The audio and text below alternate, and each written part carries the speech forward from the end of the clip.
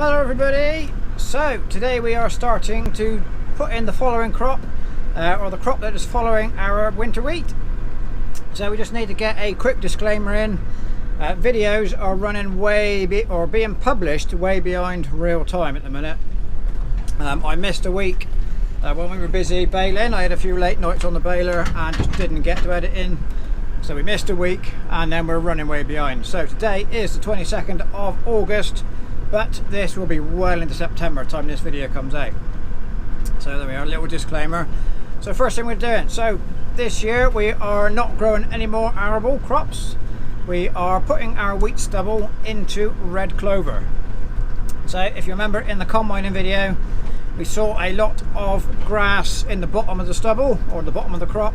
So the first job in the planting of the following crop is going to be spraying off all that weed in the bottom of the stubble. It is mostly grass, but there is a few docks in one field, and we'll go and see in a minute. And also today, we are just bringing up water for the sprayer.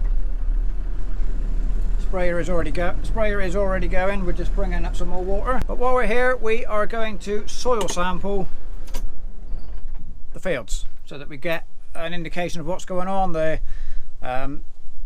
pH status and the P and K status, ready to know what we need to do to correct it, if anything, ready for next year. So today we'll see a bit of spraying, a bit of soil sampling, and I might, because there's such a delay, I might be able to get the soil sample results into the end of this video. So hang around for that. It should come back way before this gets published. So hopefully I'll remember what I'm doing and put it in. So he's just finished the first field. Let's go into the second one. The second one is where I want to take you and show you the weeds we've got, because this middle field is the worst, and this is where the drone footage of the combining was taken. So hopefully he's going to start over the far hedge and I can get into the middle quickly before he sprayed it. And he is. Right. Yeah, so he's starting over there. He's got to go all the way around, so it gives me time to get into the middle before he sprayed it. So this is where you can see there's a bit of straw knocked down here. This is where the combine came in, and we took the header. So there's always a bit of running down of corn in the gateways, purely because we don't have gateways wide enough to take the combine through with the header on. If you're a professional corn farmer, you make massive gateways. We're not, so we don't have big gateways, so we have to take the header on and off every load or every field, and it just causes a little bit of waste in the gateways. But right, here is the weedy. So this is the weediest section. You can see it is well greened up. So this was combined 12 days ago. So we knew there was grass in the bottom anyway. So you can see it's grown up a lot from the stubble height, so it would have all been cut off, that stubble height, by the combine, and it's grown on again. But it's nice young leafy grass. We've got perfect weather today. It's dry, it's warm, the leaves are dry, which is important, and there's no rain forecast until tomorrow evening, so the spray will be well into the plant by then. But you can see we've got a lot of grass. Oh, there's a hare, you won't see it, but he's running away. We've got a few thistles. The big problem out here is docks, little baby docks. So they're very young. They were held back by the wheat. They didn't get the daylight to allow them to grow up tall, so they've always been small. And they're very young, tender leaves, and they will take the spray very well. And it won't take much to kill them because they're not big and mature and gone to seed. So they are just nice little young dock plants. A little bit of chickweed in there. But the grass in the docks is what we really want to take out of here, and there is plenty there. So spraying this off with glyphosate to kill everything. So like I said, we're 12 days on now from combining, and we have had a good bit of rain and the soil is damp. So we should see if the combine lost any grain. It should now be starting to grow, or starting to sprout, if not growing. So the combine ran here. You can see the big tire marks. Where did he go? Did he run there? Yeah, so where we are here, this is a swath. This is a combine ran down here. you can see all the chaff blown out the back. You've got bits of there's grass and weedy bits growing in. Oh, there's a grain growing. There's a couple more there. There's a few growing. That's grass, that's not grain. A couple more here. So there is a few. So a little bit of grain did come over the back. One thing I didn't do in the combining video, I didn't show you the pile of grain at the end.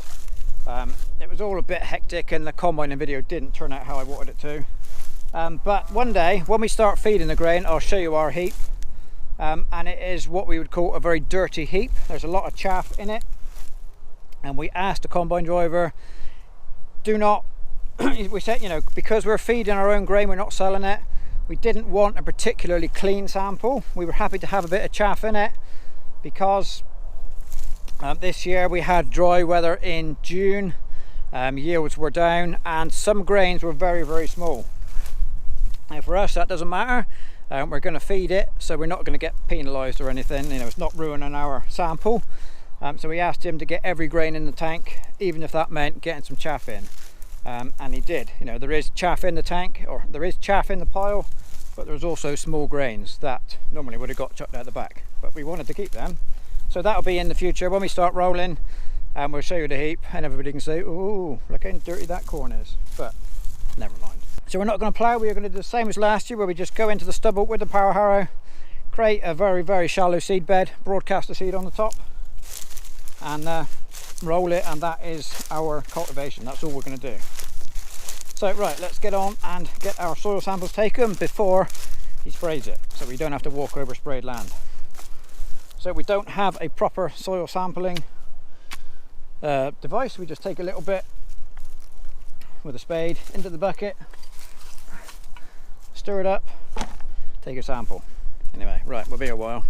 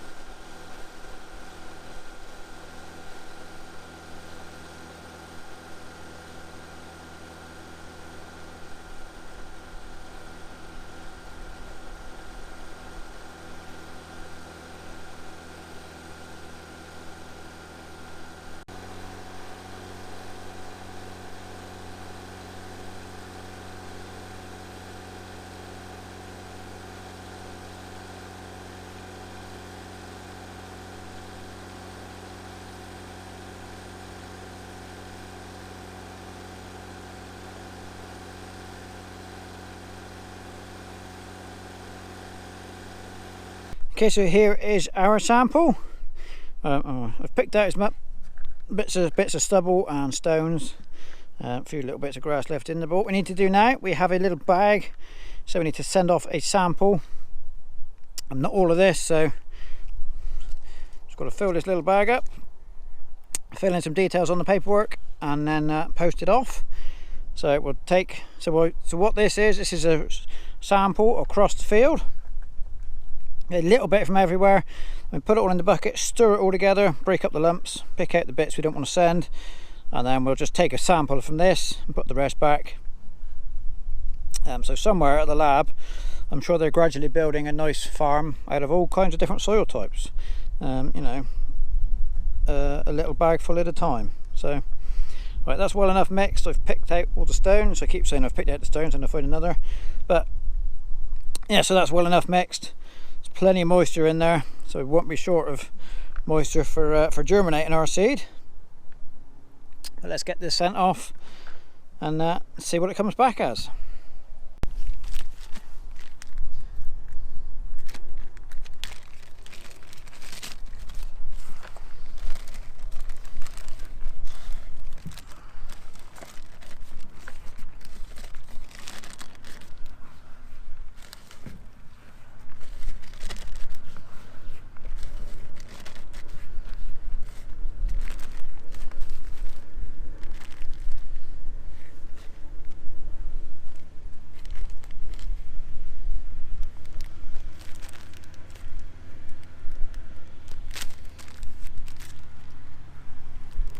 So there we go, all sealed up.